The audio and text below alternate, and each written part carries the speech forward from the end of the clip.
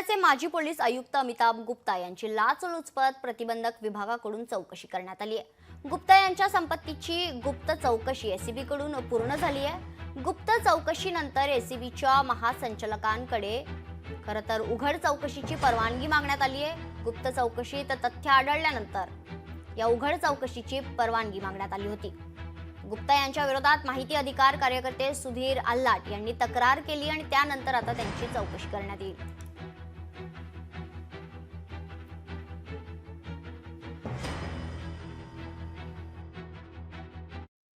महासंचालकांकडे 29 जुलै 2024 रोजी पाठवला की त्यांची उघड चौकशी करायची परवानगी मागितली, परंतु आज 6 महिने आले, परंतु ती उघड चौकशीची आजपर्यंत परवानगी आली नाही।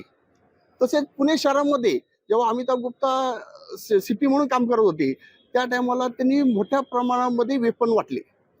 माझ्या माहितीनुसार कमीत कमी 15 ते 20 लाख रुपये घेऊन एक वेपन वाटलं आणि 800 ते 1000 वेपन त्यांनी आणि त्यांच्या सहकार्याने वाटली, त्याची चौकशी व्हायला पाहिजे। लोकशाही मराठी ऐका, पहा, जागरूक रहा।